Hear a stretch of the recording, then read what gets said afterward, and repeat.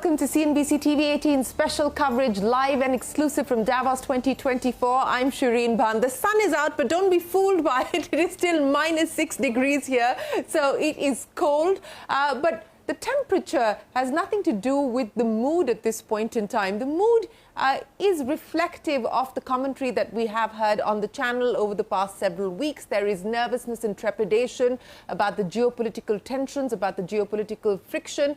But overall, the question is whether 2024 is going to be a year of resilience and recovery. That's the question that leaders will be asked here by the World Economic Forum. The overarching theme for Davos 2024 is rebuilding trust, and the forum is pushing the idea of public-private partnership across different aspects in different sectors, in different areas, much more strongly and much more emphatically, from AI to climate and energy security, food, healthcare, so on and so forth. All of that is going to be up for discussion and debate. This morning, kicking off Davos 2024, the World Economic Forum, in association with the governments of Ukraine and the Swiss government, have organized a meeting here of national security advisors on the issue of the Russia-Ukraine conflict, the Russia-Ukraine war. That meeting is currently underway. Remember, President Zelensky is one of the global leaders who will be here at Davos 2024. Among others will, of course, be the Premier of China, Macron from France, and many others.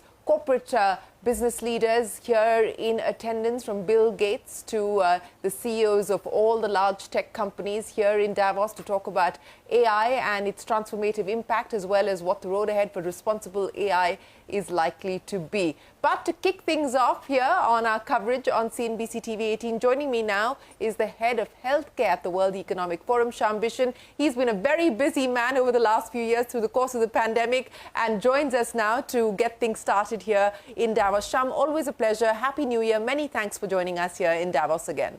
Thank you so much for having me here, Shereen. It's always a pleasure to be with you, and Happy New Year to you and your viewers as well. Well, you know, Shyam, let's talk about health, and let's talk about health in the context of the climate crisis as well. Because as the WHO chief said at COP28, the climate crisis is a health crisis. Is that now being acknowledged and understood? Absolutely. So we are so glad to hear that now health is part of the overall climate agenda. This is for the first time that in the history of COP that they had a health day. So I was there in Dubai for the health day for COP28. It was great to see so much focus on health, the impact of climate change on human health. There were quite a few recognitions there. There were quite a few pledges there. I think we placed close to $1 billion. I mean, global health community placed close to $1 billion to tackle this issue. So I think it's a great start now, and it's been wonderful to see the community now rallying behind it. Because as you know, Shereen, the impact of climate change on human health is huge. From infectious diseases, respiratory diseases, cardiovascular, cancer, you name it, climate change impacting almost everything. As it comes to human health. And the disease burden is expected to only increase from here on, isn't it? Absolutely, yeah. So we see that the vector-borne diseases such as malaria, dengue, and others are already increasing because of global warming. And those are challenges for us in India. Big challenge in India. Malaria is a huge challenge in India. Dengue is a huge challenge in India. And these are just going up. In India, you see the flood situation. There's going to be more flood, according to some reports, 20 to 35% more floods in coming years. If you look at up to 2050, that increases more chance for vector-borne diseases. And with malaria, dengue, and all increasing, I think the health system needs to prepare for that. We see the same thing with air pollution. Air pollution has become the biggest killer of human beings. 8 to 9 million deaths every year. How do we prepare our health system to respond to something like that? We haven't done much. I'm so glad that now with COP28, we have a huge focus on this.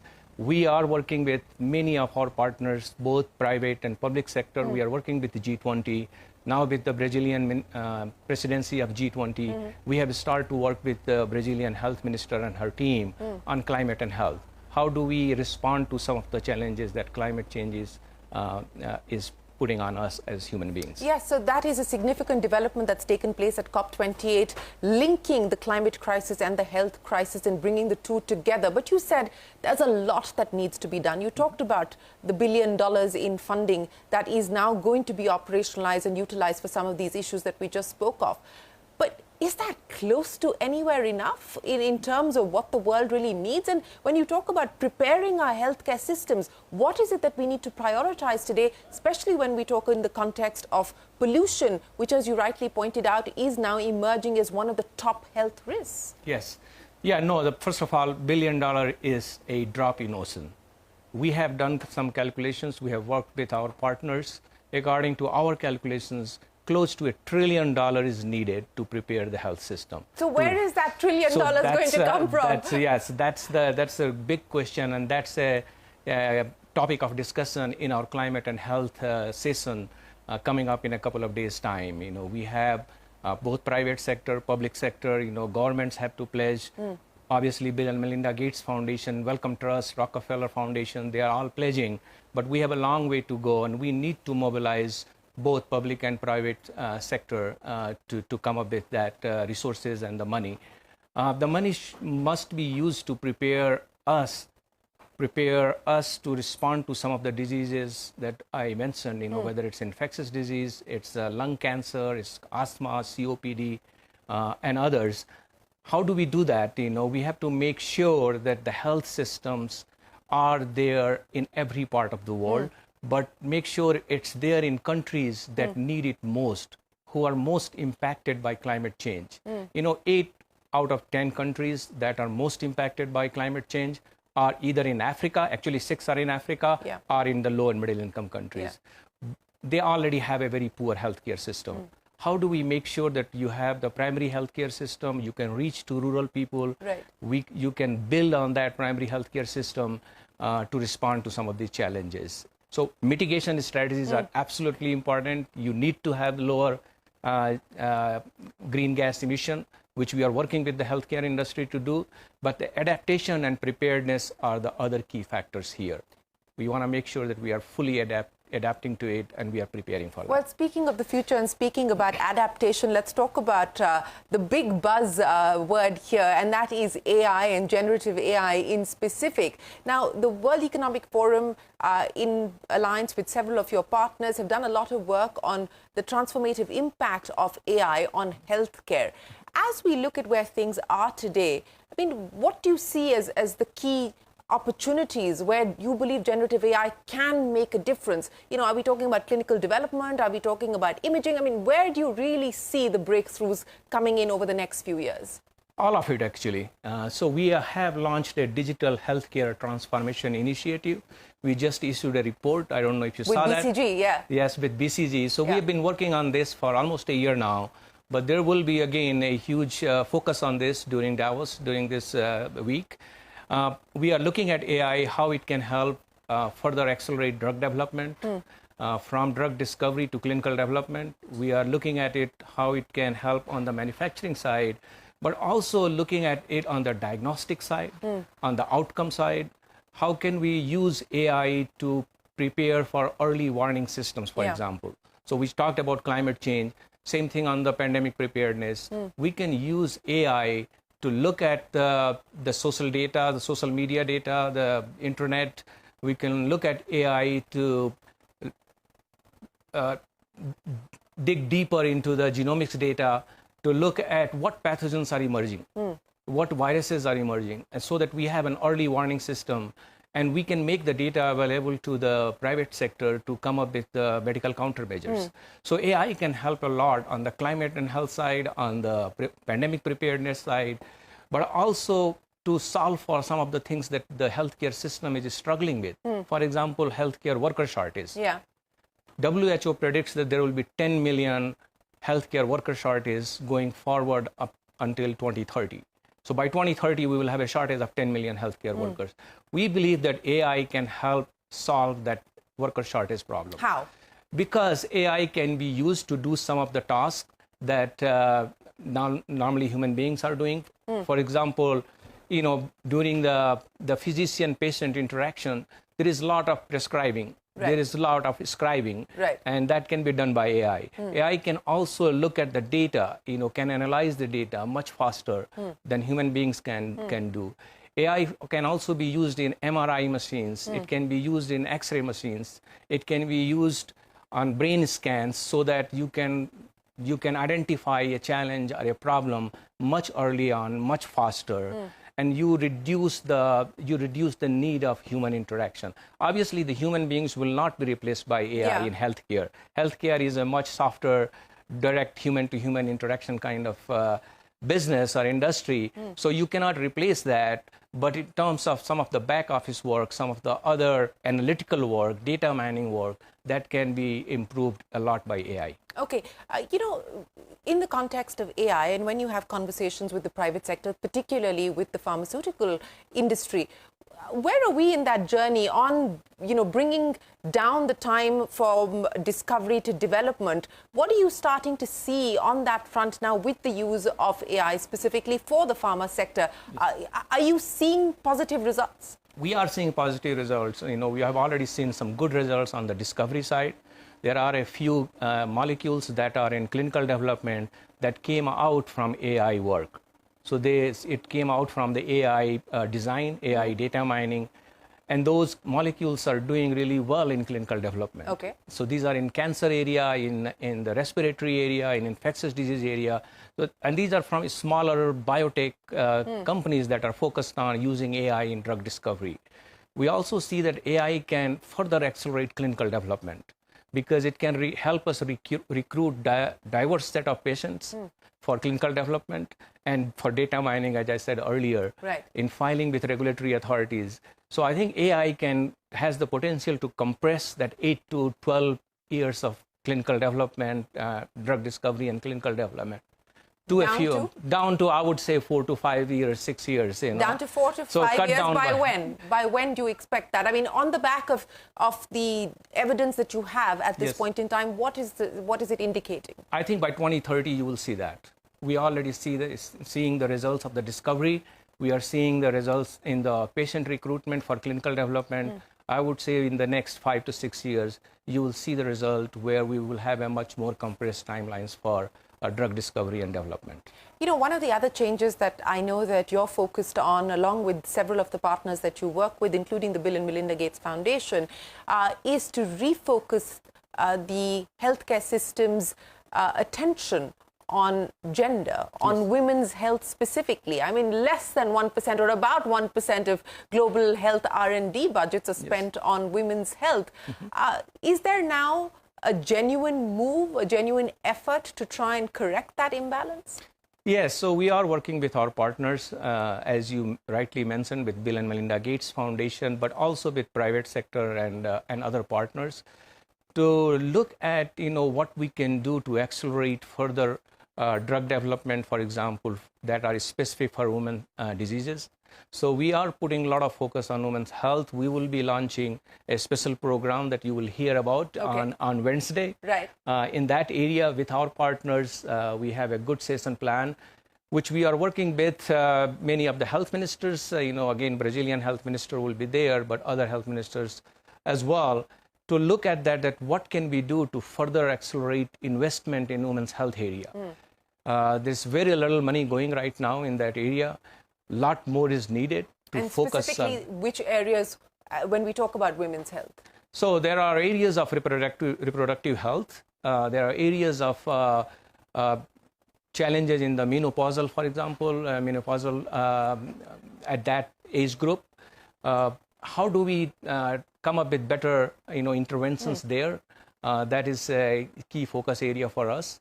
But also, how do we make sure that other diseases are diagnosed early on, and there is an emphasis on women's health as we move forward. As you know, women live longer than men, but only, I would say, 75% of that longer life is in good quality. 25% of that is life quality, or the quality of life is not as good. So how do we improve upon that? How do we provide all kinds of healthcare, medical intervention, and other medical support to women? That's what we are focused on. So there are three things we are doing. One is to create visibility to this issue, that this needs to be tackled now. Second one is to get more investment so that, we can start to work on, instead of spending 1 or 2% of the healthcare budget on this, we spend more on R&D especially. And the third one is, again, from the advocacy side, working with the governments, working with the policymakers, so that women are prioritized in the health system. Shyam, over the last 3 years, conversations have been focused on pandemic preparedness and the impact of COVID. Do you worry that perhaps the lessons that we learned through the course of the pandemic are now being forgotten, and once again, there is no effort to try and ensure that our healthcare systems are ready for the next, God forbid, the next pandemic? Yes. Now, that is definitely a concern for us, and we are working to make sure that that doesn't happen. So we continue to work with governments, we continue to work with our partners to make sure, again, that the health system is better prepared for next pandemic. As you said, the pandemic will happen. How can we react to it? How can we contain it? There will be outbreaks. The idea is to stop those outbreaks from becoming a full-blown pandemic. How do we do that? I think you can do that by catching these pathogens early on. And AI would be a big thing there. How can AI help us to come up with early warning systems? So that's one area, but then also the access problem that we had during last pandemic, during COVID, where many of the world population didn't have access to vaccines, didn't have access to diagnostics. Even in India, the therapeutics came much later than we had in the US and Europe. So how do we avoid that? How do we make sure that there is a manufacturing capacity around the world for diagnostics, for vaccines, and for therapeutics? That's what we are working on with our partners. I think the public-private partnership is key here. Working with, CDC, working with, in India, we are working with, for example, the Ministry of Health, but also with ICMR and other organizations there to make sure that, we are first of all, next time around, we have a good system to develop these medical countermeasures, but not just develop it, but provide it in India and around the world as quickly as we can. We have launched an initiative called Regionalized Vaccine Manufacturing Collaborative. I think we talked about that last time. Yes. Now we are coming to a fruition for that. So we have a framework on that vaccine manufacturing that we'll be launching again on Wednesday, together with National Academy of Medicine and with CEPI.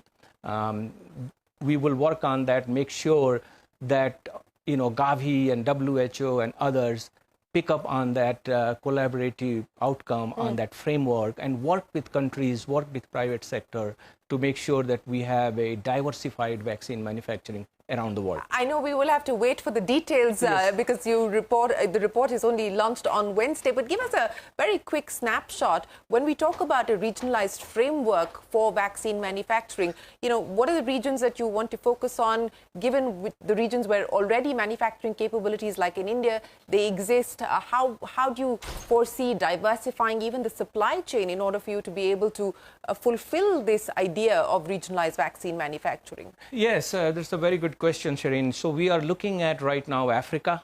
That is no surprise. We had a serious challenge in access in Africa. We are also looking at Southeast Asia, some parts of South Asia where we had some challenges last time. Here we want to make sure, first of all, that the investment and funding is there, so that the companies, private sector are guaranteed certain volume, certain purchases, so that they can build these facilities. They are not worried about losing money on this. So which means the government will have to commit to procuring? So government will have to, there are organizations like Gavi that get funding through governments, they get funding through philanthropic organizations, again like Bill and Melinda Gates Foundation and others. So there will be organizations like Gavi and obviously governments. Some of them will have to commit, will have to have some advanced market commitment. But for what vaccine specifically? So we are looking at, pandemic vaccines here, so we are looking at creating vaccine facilities that can be operational during peace times when there is no pandemic. They can be making children's vaccine. But during pandemic time, we want to make sure that there is enough capacity for these manufacturing facilities to switch to making pandemic vaccines. So it will cover routine vaccines as well as have excess capacity to do the pandemic vaccines. Okay, and by when do you think that this will be operationalized? Again, our target is 2030. Okay. So for most of our initiatives, we are looking at 2030. Except for the Women's Health Initiative, where we have started to look at 2050. If we can get a full gender parity by 2050, I think we would have done our job. Well, Shyam, before I let you go, so yes. 2024, the WEF is asking whether 2024 is going to be a year of resolution, resilience, and recovery. How would you see 2024? I think 2024 is going to be about building trust.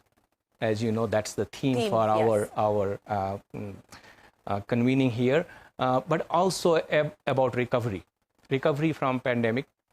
But we need trust. We want to make sure that all parties come together. We trust each other to have open and frank, transparent conversation. But we want to recover from that, recover from pandemic, and focus, for the next 5 to 10 years to prepare for anything else, any next pandemic, to prepare for climate and health, for climate impact on human health, to prepare for things like women's health. We talked about how do we make use of AI in the healthcare? How can we accelerate access, outcome? In the healthcare side, the big problem also is on the efficiency side. Yes. The cost is out of control. We are spending $12 trillion on healthcare. We are growing, 10%, 15% every year. We just can't do that. In long run, healthcare will take over everything if we continue to grow like this. I think we have an opportunity with digital health, with AI, to focus on that and control that and bring it to it. Make healthcare accessible and affordable? Absolutely, absolutely. That is the focus area, to make access a key priority for us, and the access is only possible if it's affordable everywhere. So AI will be applied there. And the last thing is obviously outcome. We want to make sure we all get good outcomes from healthcare. Well, Shyam, we talked about one of the key risks, of course, pollution, and linked to pollution, etc., is the increasing threat and the increasing burden of cancer. So on CNBC-TV18, we've launched a cancer awareness program called Sanjeevani, with the idea of getting people to screen early, etc. So, we would like to give you the Sanjeevani badge and join the campaign as we take forward the idea of why early detection of cancer and why cancer screening specifically is important. That is so great, Shereen. This is critical, and again, AI will help us do that. So congratulations on launching this program, and we would love to participate in this and work with you on that. Thank you very much. Always a pleasure. Appreciate you joining us here on CNBC-TV18 to kickstart the conversations in Davos. Well, that is Shyam, the head of healthcare at the World Economic Forum. As you just heard from him, AI, that seems to be the big hope, that seems to be the big cure for everything, including healthcare, bridging the access deficits, ensuring that we not just bring down the time from drug discovery, development to actual commercialization, but we also use it in order for us to be able to ensure that people get access to good quality and affordable healthcare. And of course, public-private partnership is going to be crucial and key to delivering on many of the promises that we just spoke of. We are going to take a break here on CNBC-TV18, but the conversations continue here on day one of Davos 2024. We're back in a moment with more.